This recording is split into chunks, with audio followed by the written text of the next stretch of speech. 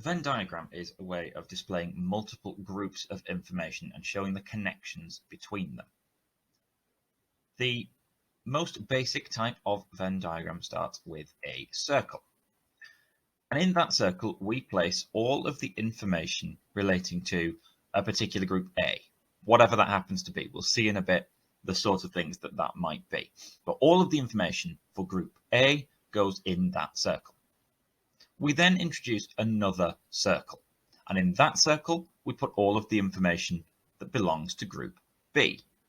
We can actually have more than two circles. It is entirely possible to have Venn diagrams that have 3, 4, possibly even 5 circles or more.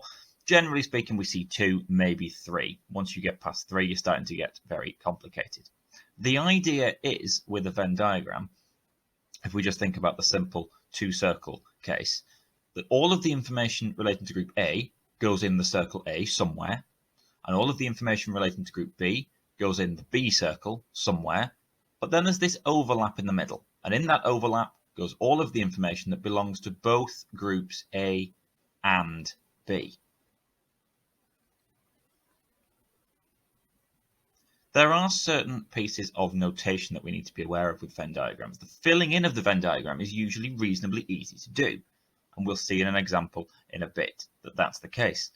What makes Venn diagrams a little bit more tricky is that there are certain pieces of notation to describe different bits of the diagram.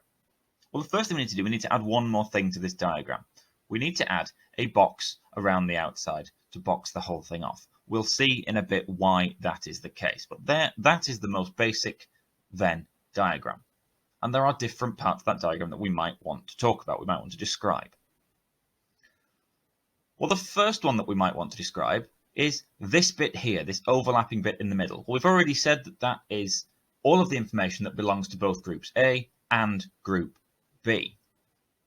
Well, we need a piece of notation to describe that, so we talk about that being A and B at the same time, and the piece of notation we use is this one, A and B, and this kind of N-like symbol in the middle. It's not quite an N, it's like a sort of it's like a dome, but it's called the AND symbol. So that reads as A and B, as in at the same time. Any piece of information that's in A, N, B is in the middle there, in A and B at the same time. N for and, if you like. The second bit of the diagram that we might want to identify is all of this in red. The 2 circles, everything within the circles. The overlap, just circle A, just circle B.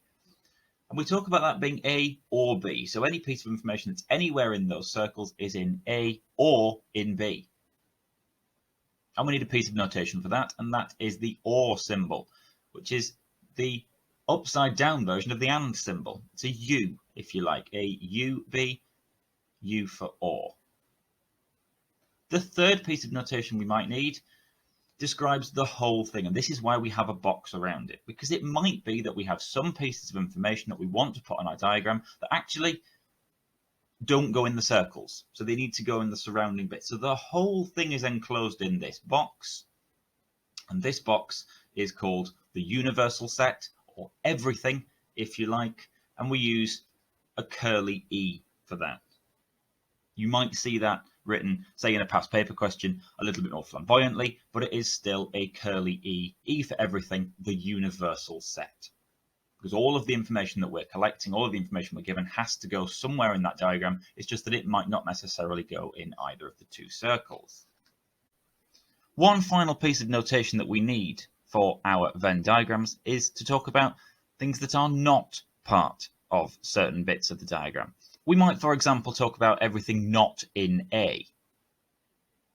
Well, we'd write that using A and a little dash after it. It's a bit like an apostrophe, and that little dash is the not symbol. So that describes everything not in A. Just for reference, that would be this part of the diagram, the stuff in red.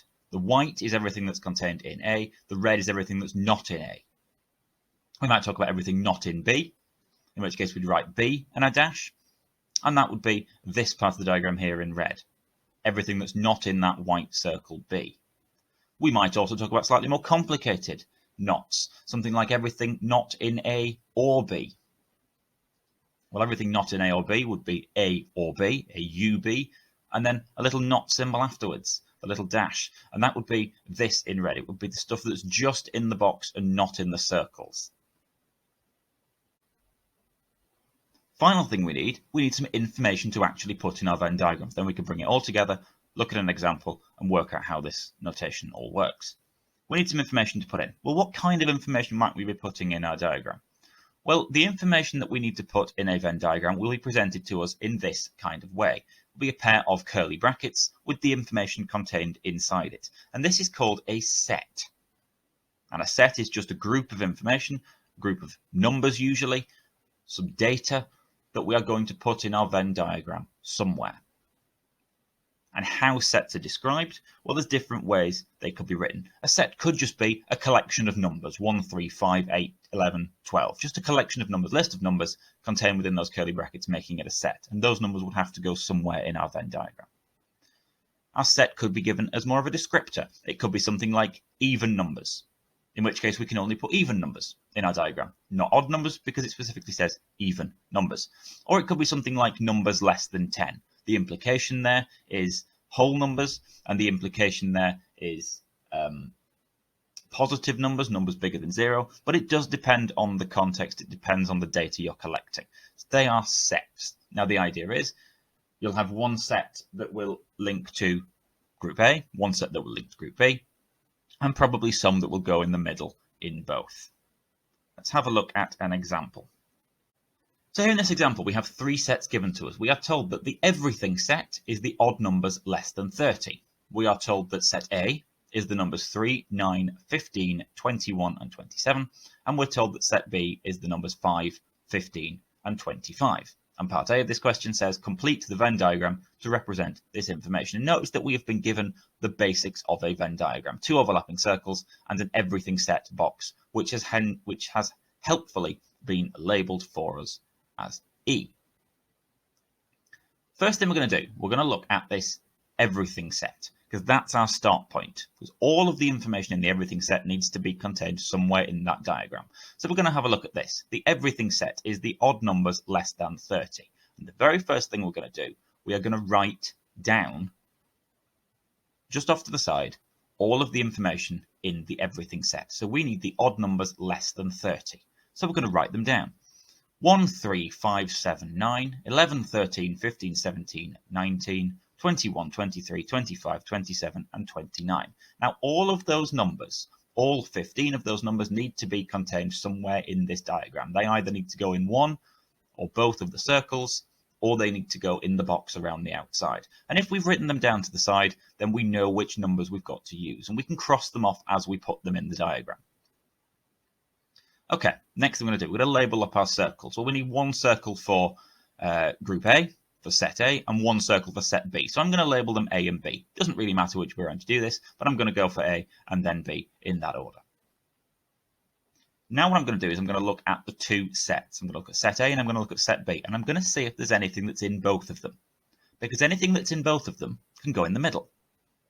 Now, looking at set A, 3, 9, 15, 21, and 27, and looking at set B, 5, 15, and 25, there is just one thing that can go in both. And the one thing that is in both is the number 15. So I'm going to write the number 15 in the middle. And because I've placed the number 15 in my diagram, I'm going to cross it off my list. It's already in there. We don't need to put it in anywhere else. Now, everything else from A and everything else from B is unique to either A or B.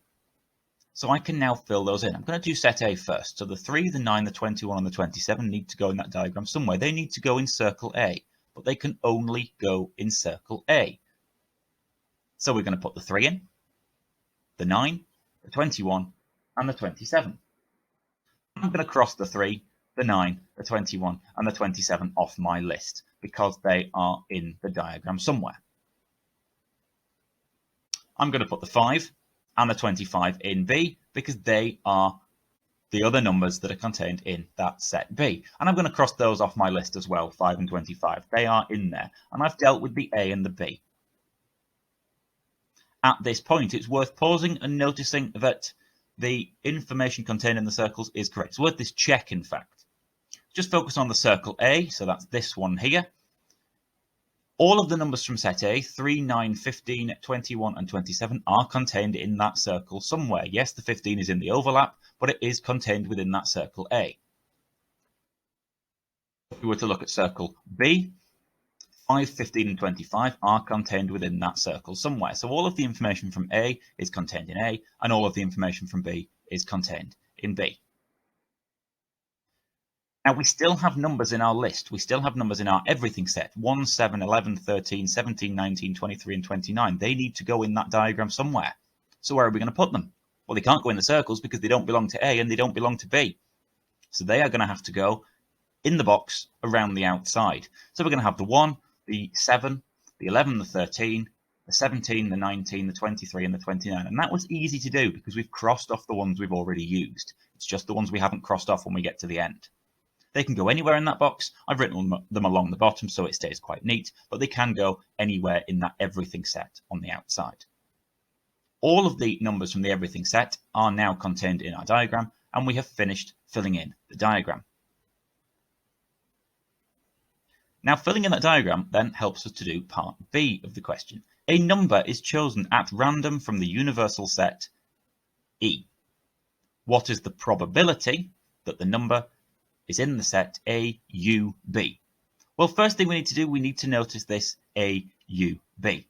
A or B. And thinking back to our notation from before, A or B is everything that's contained in either circle A or circle B. So it is all the numbers within the circles.